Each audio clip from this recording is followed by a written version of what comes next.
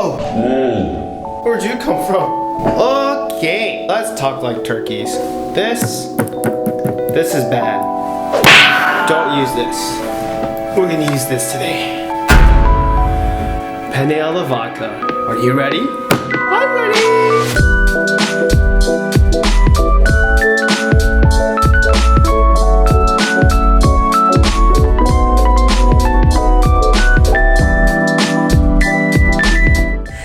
I am so excited. This is Penne Alla Vodka. Most of my food on this channel so far has been Korean inspired or just Korean in general. Italian food is actually my favorite, and it's my favorite to cook, and I think it's actually what I'm best at cooking. I'm presenting you with my favorite pasta of all time so far, and I really hope you enjoy it. I just want to start off right away by saying that most of this recipe is made by Not Another Cooking Show, and that's where I learned honestly most of my Italian cooking techniques. I've made some few modifications to it to make it more to my taste. I fell in love with this recipe immediately. It really is because of the vodka. And you really think that vodka wouldn't do that much because, like, on its own, it's not very flavorful. It's just very harsh. But there have been some studies out there that prove that vodka, when used in the right way, it does enhance the flavor. So tomatoes and vodka go very, very well together. I promise you, it's amazing, okay? Let's get started with the ingredients. Like I said, the vodka is the star of the show here. And you would never know it's even in there if the name wasn't Penne Alla Vodka. I would recommend you use a decent quality vodka here. I'm using Tito's. Good for drinking, good for cooking, huh? So we're gonna use about 3 to 4 tablespoons. I don't really measure this out. It's like kind of like a 1, 2, 3. And we're gonna use olive oil. What you want is whole peeled San Marzano tomatoes. I personally have a vendetta against pre-made sauces for pasta.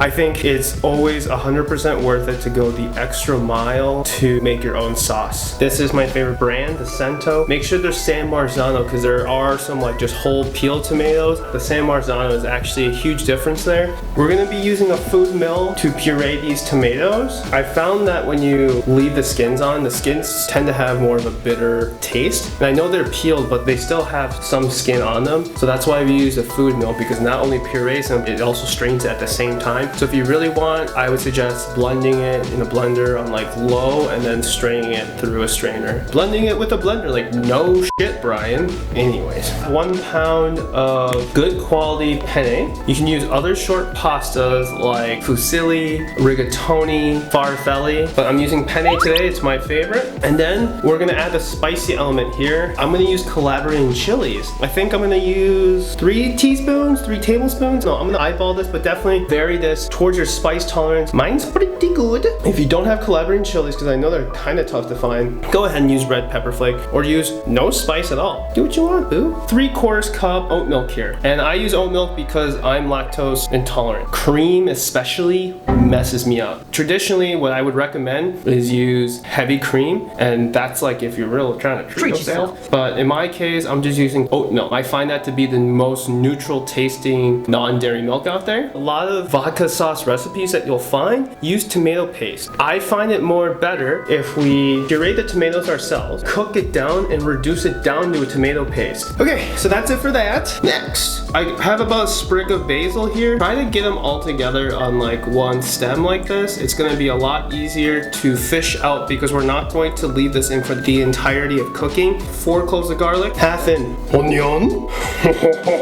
and then we're gonna use butter to finish off the sauce. Parmigiano Reggiano, okay. You can use a little bit for garnish, but it's not necessary for the sauce. I'm on my soapbox again saying that buy the good shit. Honestly, Italian cooking is very simple when it comes to ingredients. There's not too many ingredients. It's the execution that matters, and it's the quality of ingredients. So because we're not using a lot of ingredients, if you skimp out and get the shitty stuff, you're gonna get a shitty result. Let's get started. Set the food mill over a bowl, open the canned tomatoes and dump them straight in. Puree the tomatoes by working the handle in a clockwise direction and reverse every once in a while to make sure all the tomatoes get pureed. Use a wooden spoon to catch the bits coming from the bottom of the mill.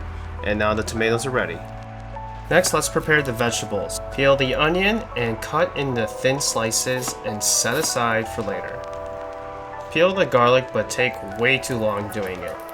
Once that's done, slice the garlic as thin as you can. Take your time here. The thinner, the better. but don't stress over if you can't get it super thin because this is going to taste delicious regardless. Preheat your pan to medium heat and pour in enough olive oil to coat the pan. Put in your onions, add a pinch of salt, and saute until soft. Next, add your garlic and the calabrian chilies. 1, 2, 3. Give everything a quick stir. Add your basil. Cook this until the basil becomes fragrant and the garlic begins to toast slightly. Make sure you turn off the gas if you have a gas stove and pour in the vodka for about 3 seconds. Cook this until most of the liquid has evaporated. Pour in the pureed tomatoes. Give it a good stir and cook for a couple of minutes. At this point, you can take out the basil and discard. Start boiling your pasta water too. We're going to cook this down until it becomes a paste. Make sure to stir occasionally so nothing burns. Reduce the heat if it starts splattering too much. Should take anywhere from 20 to 30 minutes. Pour in the oat milk and stir well to combine. If you want a lighter sauce or a less spicy sauce, add in some more oat milk at this point. Adjust the milk to your liking. Season with salt and stir well. At this point, the sauce is done, so reduce the heat to very low and let's start cooking the pasta. We'll cook 2 minutes shy of al dente, so 8 minutes in my case. Salt the pasta water heavily, think about seawater. This is the only point the pasta itself gets seasoned. And put the pasta in after you fail to do it once. And make sure to stir right away so nothing sticks. Once the timer is up, transfer the pasta directly into the sauce with a ladle of pasta water. Increase the heat to medium and finish cooking the pasta in the sauce. Add a couple tablespoons of butter since you deserve it. Mix well and taste for doneness and seasoning. Maybe taste twice to double check. Add more salt if necessary, mix again, and we're done. Scoop up a ladle of pasta, maybe another for science, grate on some Parmesan, couple shaky shakes of parsley, and get ready to experience something quite amazing. Okay, I don't even care about all the mess because I'm hungry. Penne Alla Vodka, guys, holy crap. This is comfort food. I can't even explain to you how excited I am. Let's get right into it. Right there, look at that. Oh man. That's what I need in my life.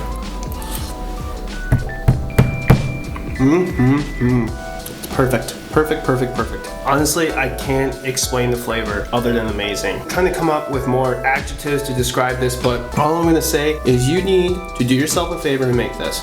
I don't get it. Every time I make this, I surprise myself. That's not even like me flexing, it's like I'm a good cook. This recipe's awesome. You ever like inhale your food? Like you don't even chew, you just inhale it like a snake? Asking for a friend. I'm not joking when I'm saying that's my favorite pasta dish. I have a lot of favorites, but this one inches it out. There's just something about this that just, you can't really replicate with any other pasta dish. I would bet good money that most people's favorite food is Italian food, and for good reason. When people make it at home, they say, oh, it's not the same thing. Maybe you can't get exactly to a restaurant level, but you can get pretty close with proper technique. I really encourage you to give this a shot. As you can see, there's very little prep. It's just the technique, knowing when to put an ingredient in and what to look out for. Life is too short to eat shitty food, right? So get yourself some good food. Please like the video. Please comment on what other recipes you'd like me to try to make for you. And please subscribe. Panda's Kitchen, making Korean food and Italian food. Like, what more do you want? Okay, thank you so much. Bye-bye. Whee!